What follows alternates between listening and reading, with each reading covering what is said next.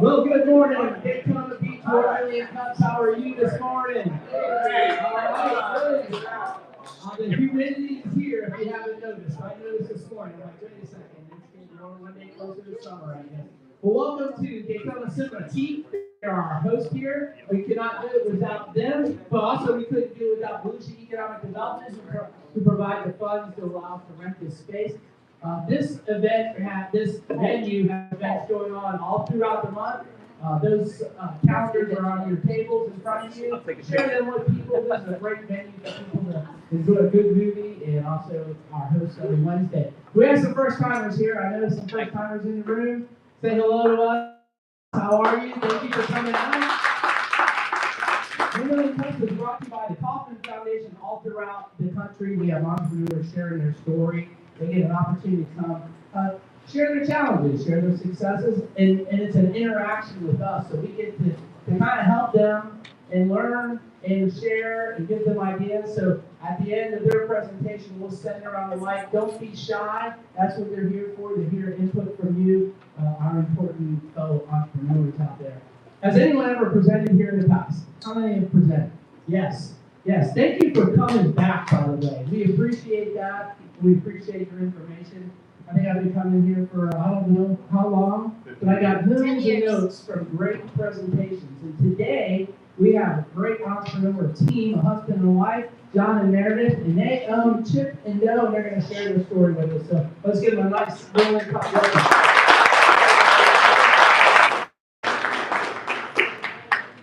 First of all, I brought some amazing cookies to share.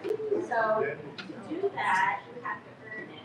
I've asked that if you are interested in possibly getting a cookie, put your business card in, and we'll be drawing in a little bit.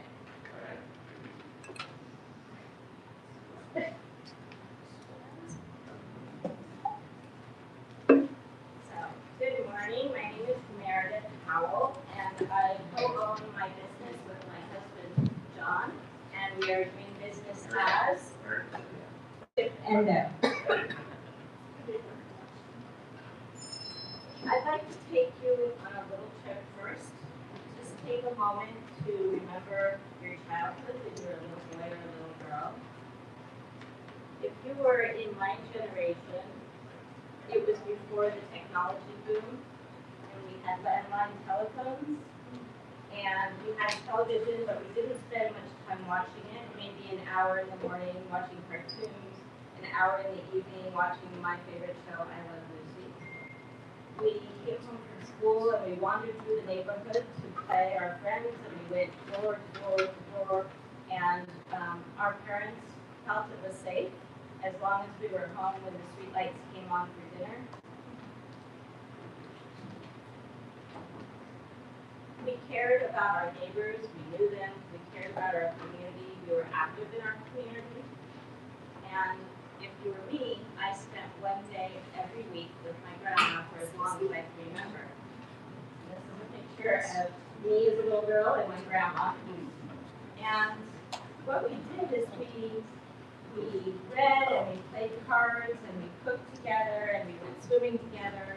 And what we did every time I was with my grandma is we would walk across the street to the Bee's Bakery and we would get cookies, and I always chose the sprinkle cookie. So since then, through the years, whenever I saw sprinkle cookie, it reminded me of my time spent with my grandma. And that idea of how food can bring you back to your childhood or bring you back to a memory of growing up, maybe celebrating the holidays, that is how Chip and Dough was born. The concept of food connecting you to a time that's special. So, I was raised in Southern California. I grew up in Los Angeles. I went to college at Tulane University in New Orleans. My degree is in early childhood special education. I originally thought I wanted to be a special ed teacher. I came back to Los Angeles and went to graduate school at Loyola Marymount for counseling and psychology. I then thought I would be an MFCC, a marriage, family, child counselor. But I became really fascinated with the adoption and foster care system. And I ended up, my career was in the adoption and foster care system. But the whole time, I always had a passion for baking and cooking. I did that in my spare time. I always loved it. I loved the creativity of creating recipes. I loved the smells, the sights. I loved the smiles on people's faces when they ate my food, or absolutely when they ate my sweets. So after my education, I met my first husband, Mark, and we moved to Portland, Oregon. And we had our 2 children, Morgan and Emily. I continued to work, but my passion of cooking and baking took me to applying to the Oregon Culinary Institute. I was accepted, I started classes, and I soon realized that I couldn't put all my time into my education while I was raising 2 challenging children. So I put my dream of owning a bakery to the side, and I raised my children. After 20 years in Oregon, I found myself divorced. I believe there's purpose for everything, and I think the purpose of my challenging divorce was for me to grow and to have an opportunity to meet my soulmate, John. After 3 years, John and I decided to retire and move to sunny Florida. We live in Margaritaville now, the Jimmy Buffett Older community. We absolutely love it. And John encouraged me to, he said, maybe it's time now to go back to your dream and pursue baking in some way. And so here we are with Chip and Dough. My cookies are based on the values of what I had growing up, which is simple cookies, connection, real open communication with my clients, with my customers, involvement in my community, and reliable work ethics. But there's this little conundrum. I also had to work in today's age, so I had to bring in the technology of today to grow my business. So we have a website of our own. We're on Instagram and Facebook, and so I'm kind of melding the time that I grew up with today's age. So before we look at the website, we're going to get to those cookies. What I'm doing is I have 4 trivia questions. Nice. And whoever gets the answer to the trivia question will get a cookie. And then I will pull from the bag for the rest of the cookies. Okay, so my first trivia question. What year was the chocolate chip cookie invented? Oh, wow. Anybody know or have a guess?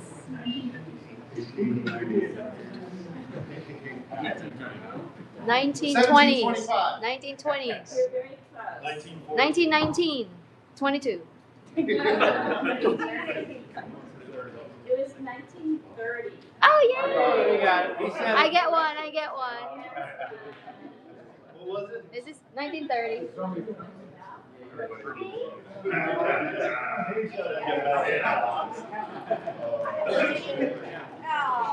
Yay! Ooh, that's a chunky one. It's a chunky one. I think that you all should know this one. What is the most popular cookie in the world? Chocolate. Man. You got it. Chocolate chip. Oh, wow. What is the best-selling cookie of the 20th century? Oreo with chocolate. Yes, it's Oreo. Tom. Oh, Yeah. Yeah. All your favorites. Okay, one trivia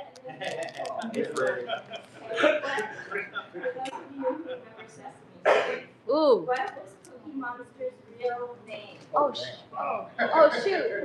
Wait. Mike. John Adams. No. Connor B. Adams. No. Well, we'll pull for that one. The actual real name of Cookie Monster is Sid. Oh. So Jonathan Cole and whoever names Cole will get Christmas. Garmin with Divine and Roach. Yay!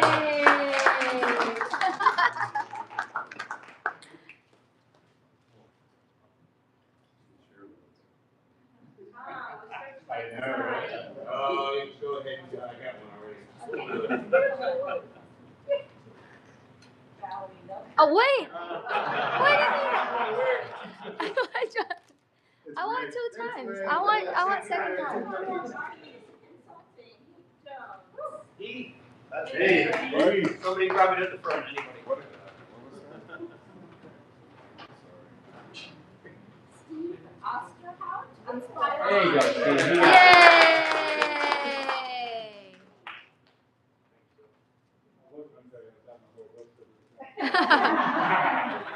I can take yours. Salt Safe, Joe Hess. Well, that's not like Chris.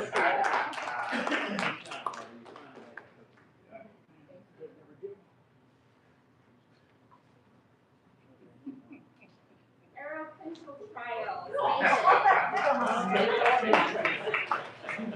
David.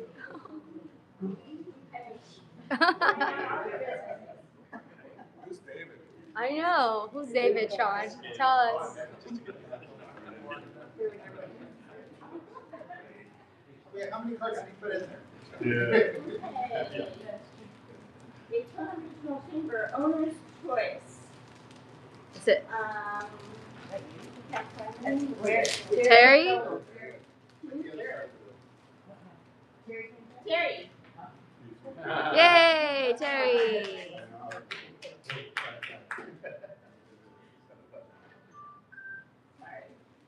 All right, this is for Carlos, my mentor.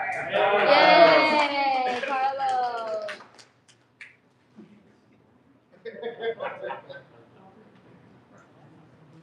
Okay, from Ocean's Election Buick, Andrea. What? What? Okay, Andrea. Those are all the cards. Thank you for participating. Yay, thank you. Oh my god. Let's take a look at our website now. I'll tell you briefly what we offer. Currently, we offer 9 standard cookies. And there are cookies, like I said, that you grew up with. There's my grandma's sprinkle on top. Maybe those chocolate chip peanut butter oatmeal. These are our 9 that we offer all the time. But we also offer what we call a mini combo box, which is a combination of, you get one of every cookie in the box, smaller size, so you get a little taste of everything. And we offer another box called a mini mixer. So it's the same thing, you get 9 cookies, smaller size, but you can mix and match whatever cookies you want.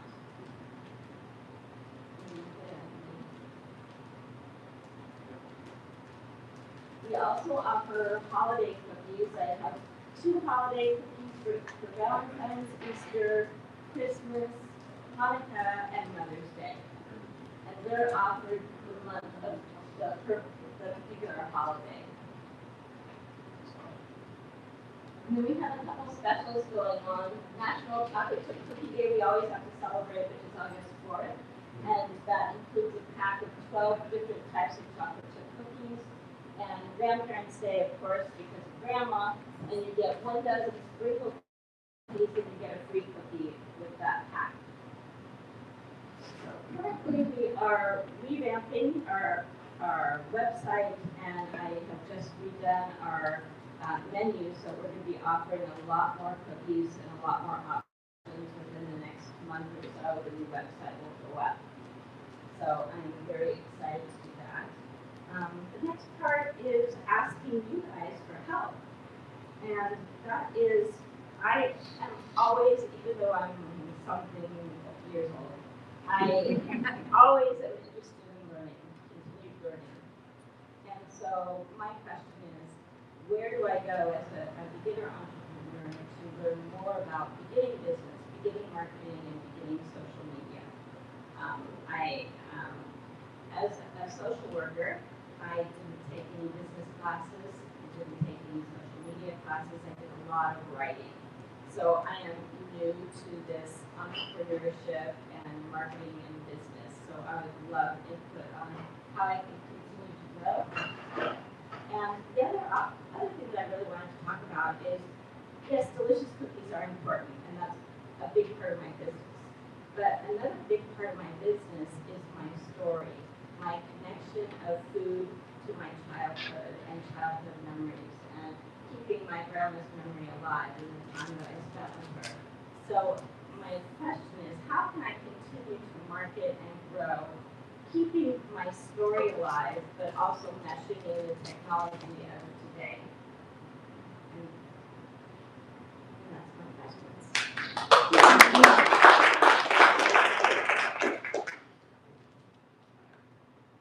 Good job. Thank you very much, Meredith. Right on. Good. So here's what we do. We're going to go around the room. If you got a question, comment, idea, whatever you want to offer to help Meredith and John with this enterprise, raise your hand. I'll get to you. Don't worry. If I see your hand go up, I will get to you. I'm going to start here with Lori. Hey, Lauren McMullen with your Daytona Regional Chamber, and I love the story you told. It reminds me of my Nana and summer times and whatnot. And a lot of us wish we could just rent a university. So that helps it get a little hug. It's like the hug you can't get anymore kind of thing. So, but my question for you is, where is all the baking done? We're a cottage-based industry, so that means I'm following cottage-based laws, which mean I bake in my home and sell out of my home. So I do have some restrictions on what types of cookies I can make. Cottage industry says that I cannot bake anything that has to be refrigerated. So that's why, one of the reasons why none of my cookies are filled with frosting and filling. So you won't see any frosting on my cookies. Sorry, guys.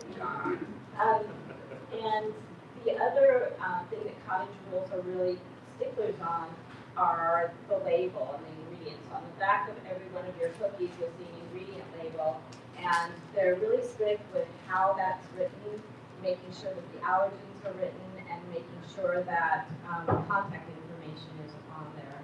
So I'm making sure that I follow all the rules. But we do bake in my own kitchen. I bake in my own oven with two mix masters now, one oven, one baker. Nice. I think some pretty cool packaging. Jason Frederick from Edward Jones. I'm over here. Hi. Sorry. I did notice because you have to, obviously with the Florida college rules, you have to have your address and everything. My assistant ran a business similar to this out of Margaritaville. Be very careful with your HOA there and your neighbors, because they had to shut down because it violated their HOA. Yeah. So just, you're out here in the market now, you're pushing this, you're pushing your website. Be very careful what your neighbors are going to say, because they had something very similar where they were doing it out of their house in Margaritaville, and got letters from the HOA and then by the state having to shut it down because of violence. So I like the idea. It's really cool. Keep that in your back pocket as if it happens, have a plan B ready to go to move forward with your business moving. I agree. Thank you very much. We know that what happened with that. What was going on is there were actually opening up and having sales within the neighborhood. This one wasn't bad. They were not. No. Good. For what the cottage law rules are, is if we sell out of our home, we are able to transport cookies outside of the neighborhood, or on one time when people are able to come in and pick up. But it's not where it's an open sale for them to come in and purchase. It's to pick out and deliver the item. Also, it may be licensing. We are licensed with the state as doing business as and with the county, so it's possible that that business was not licensed. We know several businesses that have been shut down, and there's several that are still functioning and have had no problems. So we are, yes, Fingers take our crossed. chances, but always look at having a way to pivot if that happens. Love it. Thank you. Hi, I'm Natalia with Exodus Accounting right here. Hi, I love cookies, but I cannot eat too many of them. Yeah. My question is, are you focusing on like local markets over here in the area, or can you also like ship somewhere? And what is the shelf life? Currently, right now, we are focusing within Volusia County, simply because of the fact of the cost of shipping, and we have not gone to the point of creating a relationship with a shipping company to have a regular shipping. Because of the way that the cookies have to be made, our packaging to be able to ship them would be very expensive. They can't be, we don't have the extra things to help on that point. So. We're just starting out. We've been in business for about 3 months. 2-3 months, so Yeah, we may 3 months grow on to it. the point where we should, but we haven't gotten there yet. And as far as shelf life, one of the reasons why we seal is it prolongs the shelf life. Once they're sealed, I believe they're good for approximately a week. If you keep them in the refrigerator, that can last a little longer. If you put it in the freezer, they can last up to 3 months. Oh. But they're probably gone in a second. Yeah. My dough never stays long, and what's in the freezer never lasts more than a couple weeks. Hi, my name's Dave, I'm hanging behind the pole.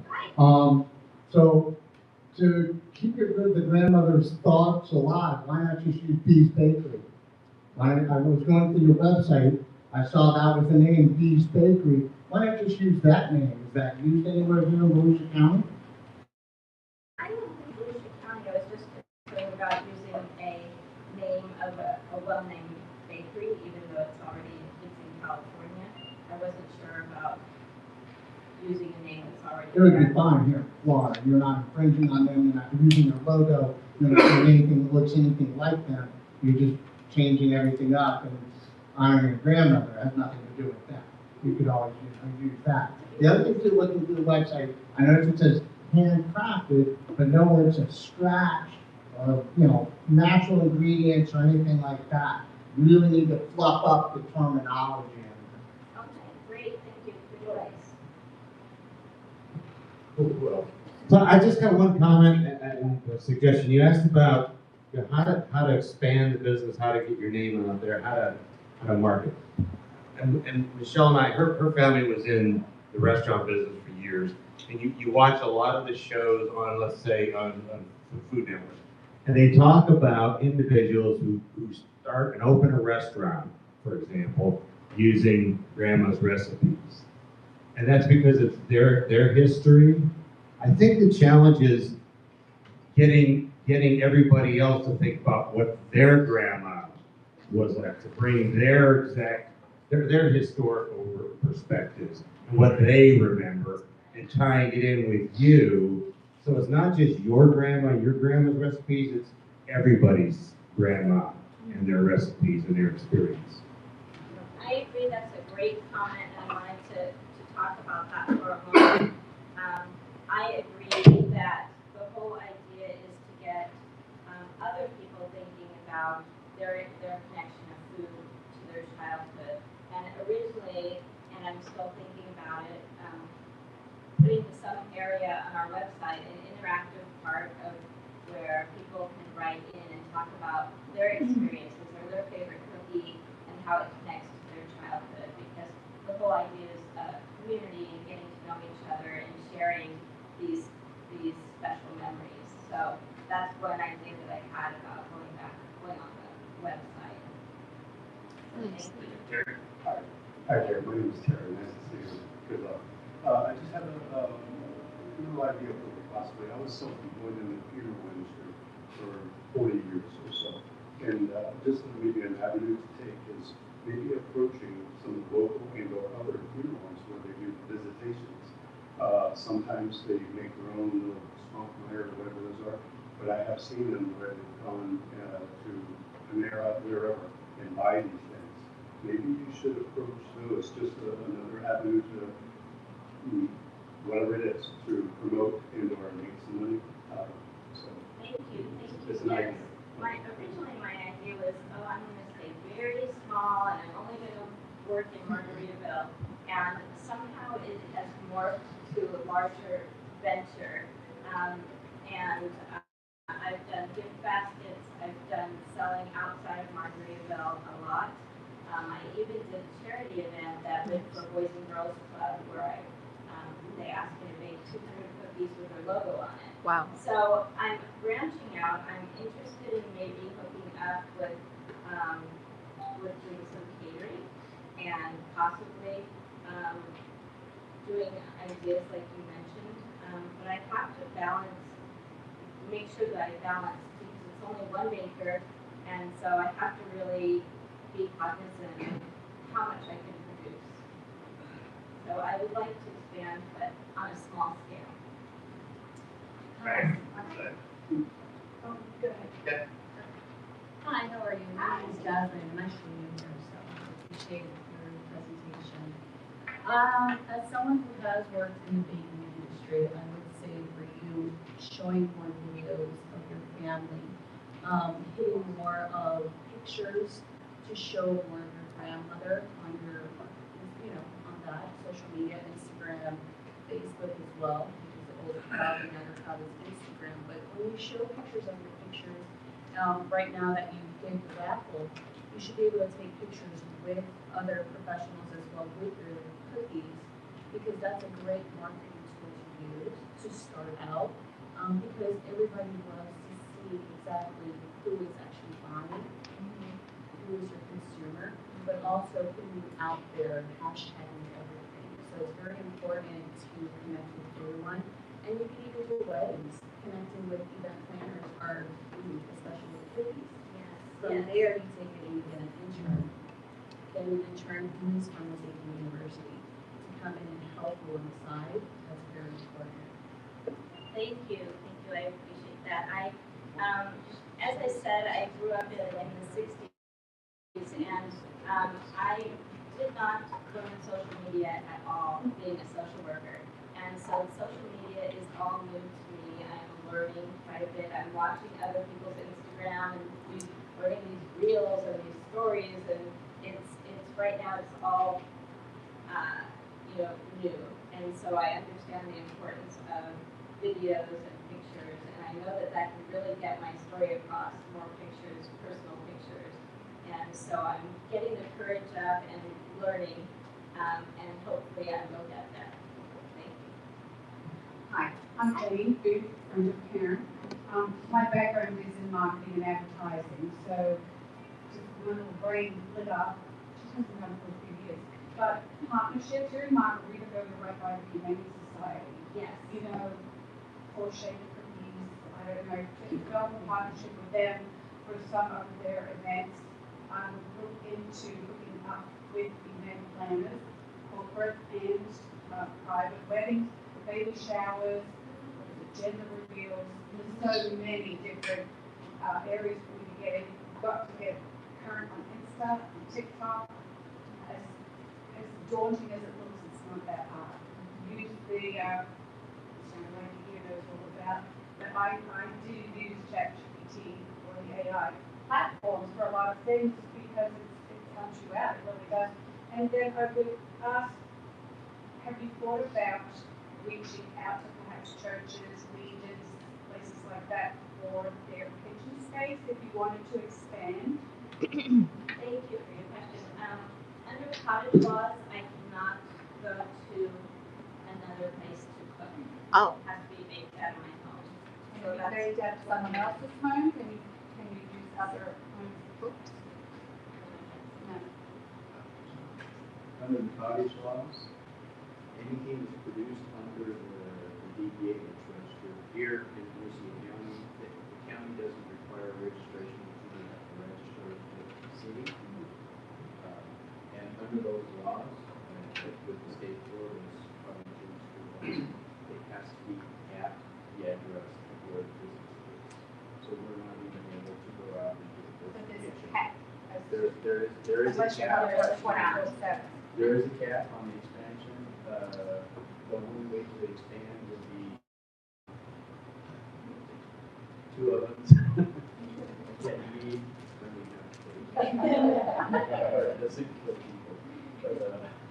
But there is an absolute cap as to the expansion we're able to do.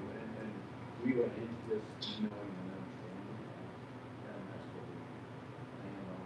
So we didn't want to overtake our lives. We wanted to ask them to help to expand on their creation and relationships with Americans.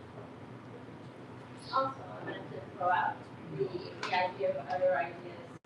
I did do, Margaritaville has craft fairs twice a year, and I did the last one. It was the first one I'd ever done, and we did really, really well. And one woman came up to me and said, "I want you to do my wedding." Nice. And so she said, I imagine a cookie table right next to the cake. So it's happening organically. And right now, before I go out and try and drum up more business, I'm trying to get comfortable and understand how much I can produce with one person doing it before I go out and drum up more. Mary Mullen again with your Daytona Regional Chamber, and be remiss if I didn't say there are typically 3 fabulous chambers in here representing, so at some point in time you might want to talk to any of us, because we love to support you. But when you were talking about where to market, where I see packaged cookies a lot that are made locally are ribbon cuttings at those luxury apartment complexes that are everywhere. 9 times out of 10 on the scene, but they always have them there, and I suspect they probably have them not just for that kind of special event. So just before that popped out of my head, that's where I see the most cookies like that. So you might want to try to loop into that too. Oh, I'm sorry. Yeah, hi, Deep Jones, Practical Marketing. Thanks for the presentation, and those are great questions. So my first contribution is a comment, which is what you're selling is not cookies, you're selling nostalgia. Yes. Which is, of course, what you said at the beginning of connecting to people. And I just want to echo what Tom said. I'm never going to buy something because it reminds me of your grandma. I'm going to buy you something because it reminds me of my childhood. My mum bribed me with a cookie when I was 10 years old after I stepped on a rusty nail and I was crying, and she attacked me with a witch hazel and then told me that I could have a cookie if I stopped loving. It's a very treasured memory. Your cookies are expensive compared to what I could get at Publix, and so you're competing in food is very, anything edible is always hard. So you must never position your product on commodify your product as in price. It's the value of the memories that you're attaching to. And then I have 2 comments. Is that I think you're very determined. I've never seen anybody with a cookie business the local cookie business that seems to have lasted. I've seen a few, but it's not to say that they can't. One of the things that I would strongly advise is to develop a business plan and a marketing plan in that business plan, and get that marketing plan as part of that. There seems to be 2 types. There are 2 verticals that I can think of, 2 parts of the market. You've got the B2C, which are, people will give you ideas, go over to see this guy and this guy and this guy and this guy. You don't build depth within your business by finding one consumer at a time. You also have the business-to-business route, which is if you're going to sell at weddings, well, you're selling to wedding planners. If you're going to sell at ribbon cuttings, who organizes it? That's the business-to-business route, and then you can effectively build up a channel that is sustainable, and you can grow from that. And then just access to beginner-friendly social media. That always says to me, budget-free social media stuff, and that's what entrepreneurs do. We have to bootstrap it. I would suggest looking at Fiverr. I've used Fiverr many times. There are plenty of people on Fiverr that will do all of your social media for you, create all of your content, and you don't have to go learning Canva and the rest of it. And they'll do it very, very, very cheaply. But Fiverr, F-I-V-E-R-R, Fiverr. It's a piece of software that connects you to people all over the world. So you can have somebody in Bangladesh doing your social media, and they'll do it a lot cheaper than somebody around here. But if just to summarize all of that, what I would recommend before you do anything else is to spend your time and resources developing a business because you have to find a local market to dominate and have to build sustainability before you can actually scale. I agree, thank you so much. I just wanted to throw out, the very first time John said, okay, let's give this a go, I sat down at the computer and I spent weeks writing a business plan and revising it. So I do have at home a very large business plan. Hold on, I'm moving. Oh, hey, Meredith. I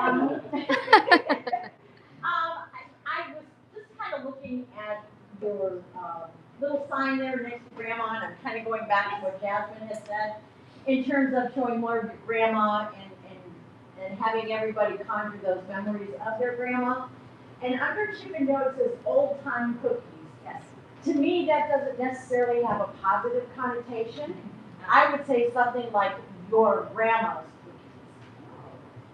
cookies. This way, when they look at that, everybody will think of their grandma. Okay. So that was just something that, you know. Thank you. I love that. I like that. Hi, I'm James Smith. It's the first time I'm here, so thank you. Oh, welcome. I want to carry on quickly that the hug from Grandma that was set up front, and then a hug from your grandma. It really puts that whole, safety and everything like that behind it, and it really gives you a warm feeling because, as everybody's saying, everybody's grandma's cookies taste a little bit different. So you almost want to step away from that. And it's a matter of make the memories great and everything like that. From a marketing perspective, I was thinking, have you hit any of the little local stores? Because any of the little local stores, like an ice cream shop or whatever, something where you can go in, put your packaging there, your name, your everything, so that way you're marketing to the end consumer. So that way they're seeing it. Because when you go to all these other events, your name's nowhere to be found. You're like on a little bottom of a, thanks to, Chip and Dough. So maybe look into that. Because that way, you could hit every single ice cream shop all around here within walking distance. And then that way you have your packaging all right there, and they can buy it directly from you, and then they can go back and get it. They can almost become a repeat customer. And also on your website, I would put pictures of your cookies. When you were scrolling down and you had the prices, I was saying, well, which one would I buy? And I'm like, I don't know, I can't read, so I'm just gonna keep on going. Because people don't read. Like, they don't read, and your font on that page was a little hard, especially back from this side, so like the sans serif or whatever exactly font you were using, you may actually want to look into that, because there's like, sometimes it's just easier to quickly glance at. But thank you, it's excellent. Thank you very much. Thank you very much. There is one comment on what you said. Under cottage industry laws, we are only able to sell directly to the consumer. If we do joint business with like an event planner, we have to sell our cookies to the event planner. Yeah. We can't have them there for the event planner to sell. Yeah, so you couldn't So sell. we can't do it in wholesale. We can't do it in wholesale. We're not able to go. It's into a brick and mortar business as it is in the cottage industry. If we did, we would become an LLC, and that comes with more permits and money. Interesting. So, my name's Catherine Neal. I own the Driver Labs, which computer needs. But for 7 years, I owned Sappho Chocolates, which was a specialty high-end chocolate store in the area.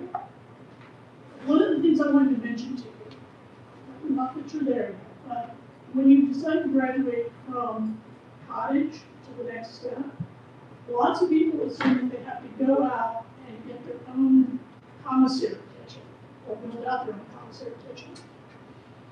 I don't know what the status is around here now, but I know that you can do a half step where you just rent time at a commissary kitchen. 1 day a week, 2 days a week, half a day, whatever. So that if you decide to make that step up from the cottage into it, you don't have to commit to the expense of a full commissary kitchen. We did because we were making something very, very specialized, and we had to really control the environment completely. But that's one option. The other thing I just want to sort of throw out there is, don't be surprised if on occasion, whether it's on Amazon or other places, when you're doing social media, you get bad reviews. Because you're then a threat to somebody else, and they will write bad reviews. A lot of people in here have had Sappho chocolates at one time or another. But we would get reviews on Amazon about, it's the worst chocolate I've ever eaten, blah, blah, blah, blah, blah. And then we knew we were getting to, we were starting to frighten our competition. So, you know, don't be surprised if that happens too. I appreciate that. I need to work on that. I tend to be the sensitive type, and I have to work on growing a tougher skin. Nice. Yeah, because they will do it to try to bring down your rating, whether it's on Amazon or anywhere else. And it's all a con. They probably didn't even try to do it. All right, back here, hold on.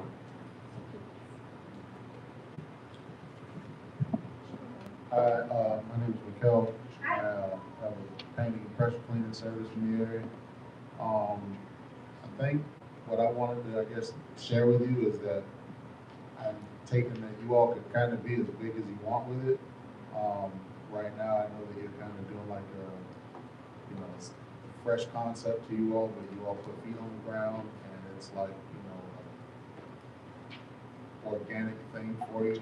It's nostalgic, but try to, I guess, my thought is that you want to have more of a retro feel and not antique or vintage.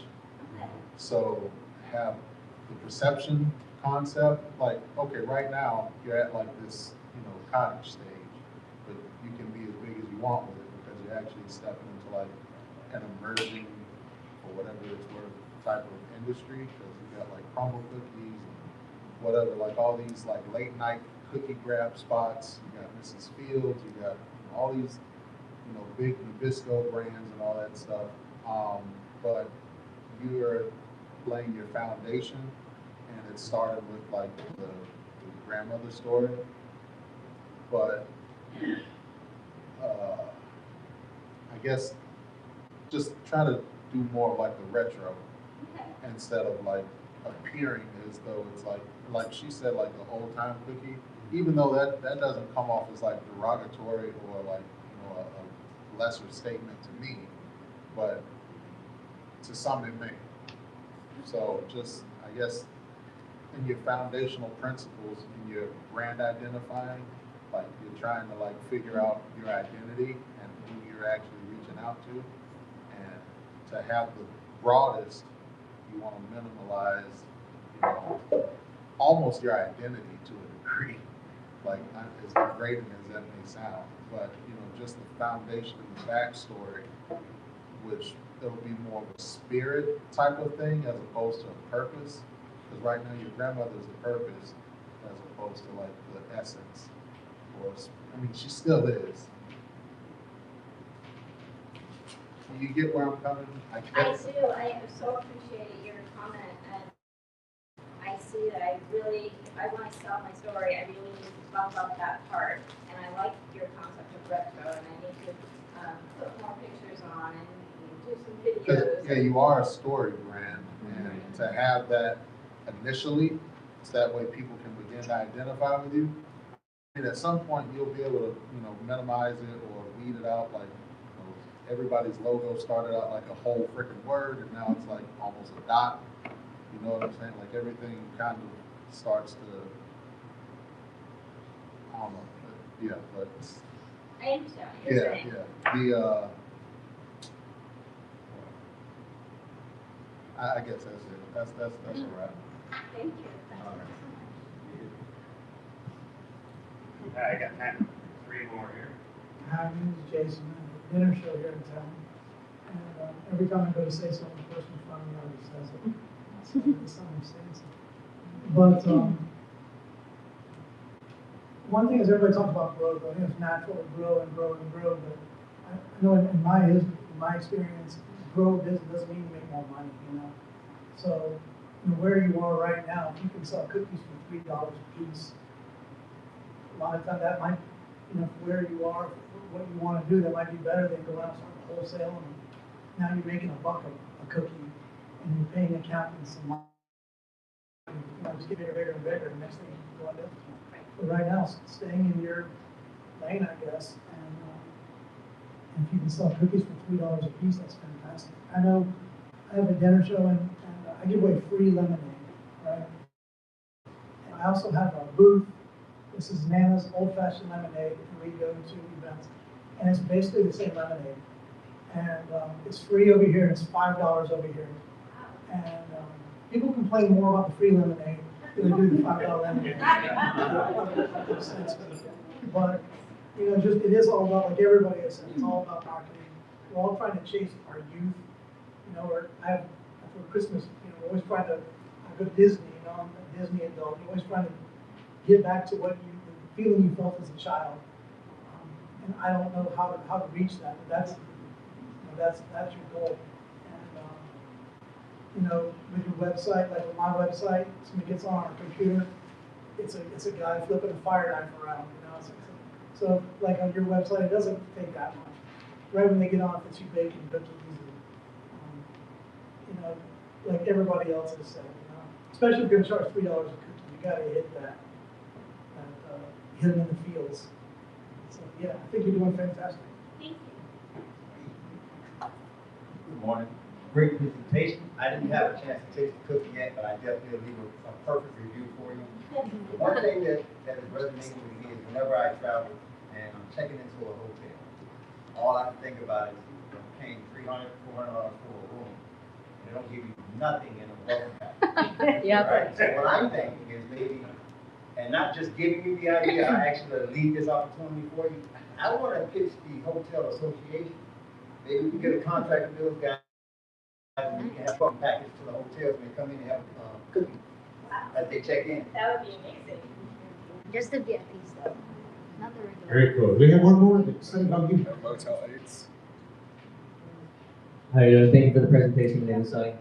Hey, I just wanted to say, as someone previously mentioned, Crumble, was really huge coming up, and there's insomnia cookies and all that, and everybody has the ability to stop by a store, and I think that if you want to grow slowly, as you said, you can only make so much, so perhaps if you have to limit your production, maybe you can leverage that a little bit, and in your advertising, advertise against the big guys and say, we're not the Crumble, we're not the insomnia, to whatever extent, say, these are homemade cookies, in fact, I can only make so much. And then if you can, production plan, you can say, you can use that, say, we only have X amount left, and create a demand for it, and have it be like a special kind of thing that someone can bring to the office instead of Crumble. They have your local cookies, and I think that'd be a great way to advertise and do production planning. Thank you very much. I agree. When John and I were starting this, I started with the cookies with the frosting and all that, and I just was not happy for some reason. And I just went to him and I said, this is not me. I don't want to be a Crumble cookie. I don't want to have all this frosting. I really, the story that I had spoke to me louder than having all the light cookies. And so I agree. If I can market and say, hey, I'm not like them, I'm different, that may work. I agree. Excellent job. Great job today. Great presentation. Thank you for coming out and spending time on our stage here. We're going to bring the light. We're going to have everybody come on up here and